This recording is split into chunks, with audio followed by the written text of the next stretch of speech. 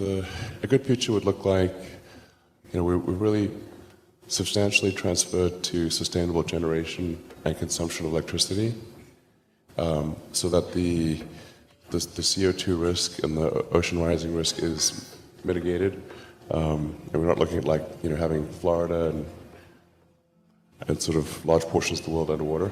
That'd be great. Not to have addressed that risk. That'd be enormous.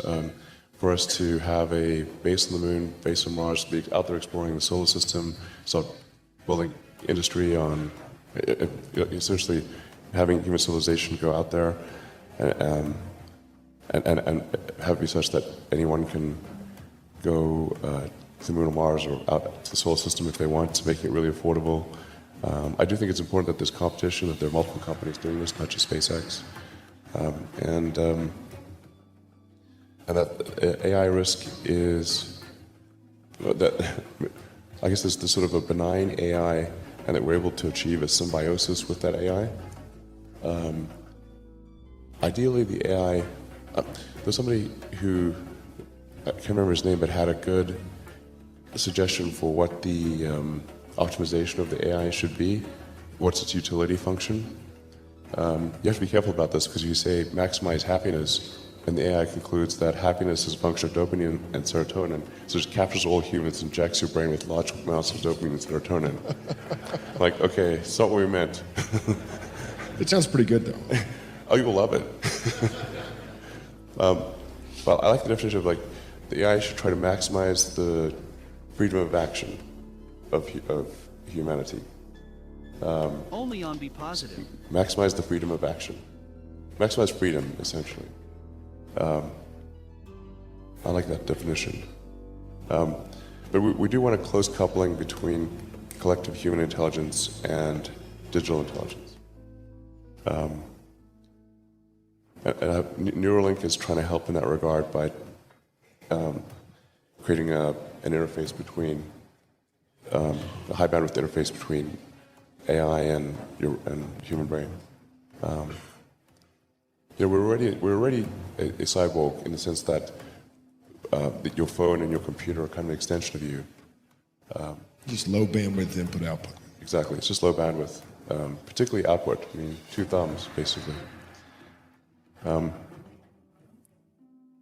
how do we solve that problem?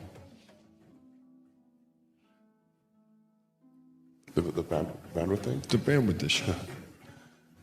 I mean, we've all succumbed to it now. We're all cyborgs. We're just low efficiency cyborgs. So how do we make it better?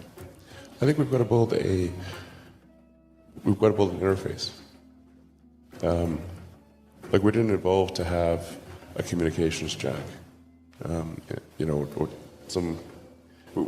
So there's got to be essentially vast numbers of tiny electrodes that are able to read write from your brain. Of course, security is pretty important in the situation, to say the least. But it's a bit like Ian Banks' neural lace, but in the case of neural lace, it's sort of that's there from when you're born, or it's not a kind of a backup. This would be there's a digital extension of you that is an AI, the AI extension of you, a tertiary layer of intelligence. So you've got your limbic system, your cortex, and the tertiary layer, which is the digital AI extension of you. And that high bandwidth connection is what achieves a tight symbiosis. I think that's the best outcome. I hope so. If anybody's got better ideas, I'd love to hear it. Well, we don't talk that much about Starlink, but essentially it's intended to provide low latency, high bandwidth internet connectivity throughout the world. That actually will not be enough cognitive processing power on board the satellite system to in any way be a Skynet thing. Digital AI requires a lot of superintelligence, requires a lot of big servers on the ground. It's too power intensive. But this is intended to provide people with who don't have any internet connectivity with internet connectivity, and it's very good for sparse and sparsely populated and moderately sparsely populated areas, and for giving people in cities a choice of low-cost choice of internet access. But I do think it's going to be important. The Starlink system will be important in providing the funding necessary for SpaceX to develop interplanetary spacecraft, and at the same time, helping people who have either no or super expensive connectivity and giving people in urban areas more of a competitive choice. So I think I think most likely the form of government on Mars would be somewhat of a direct democracy, where you vote on issues, where people vote directly on issues, instead of going through representative government. When the United States was formed, representative government was the only thing that was logistically feasible, because there was no way for people to communicate instantly. A lot of people didn't even have really access to mailboxes, or there wasn't even really the post office was very primitive. A lot of people couldn't write.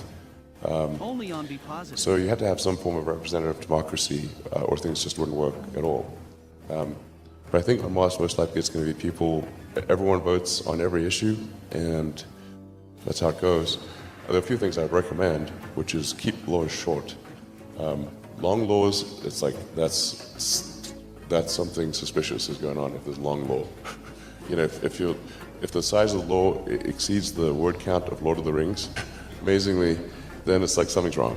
So there should be a limit to the size of the law that you should be able to digest it. Like, how come you can read the Constitution and all of the amendments, like you can read those in maybe an hour? And we govern so much of our civilization by that, and yet modern law is this obtuse, super boring tome that's indecipherable to almost anyone.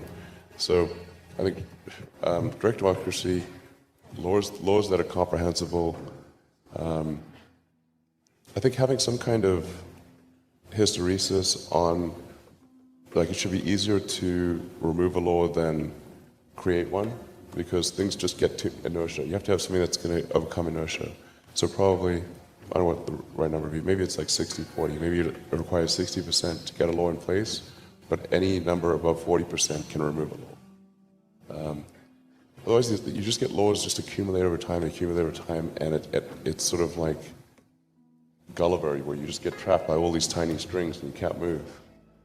You get hardening of the arteries of civilization with rules and rules and rules and rules. So it should be just easier to get rid of a rule than to put one in. Maybe they should even have like some kind of sunset clause, so that they just automatically expire unless there's enough of an impetus to keep them around. Well, the first internships that I had that were interesting were on ultracapacitors for use in electric cars. So that's why I first came out to Silicon Valley in like 93 or 92 or something like that, was to work at a company called Pinnacle Research on advanced ultracapacitors, with the idea that this could be a solution to the energy storage problem in electric vehicles. And then when I graduated from Penn, I was going to be doing a PhD at Stanford in material science and physics, trying to figure out if there's a way to solve for an ultra high density solid state capacitor that would have enough range to power an electric vehicle.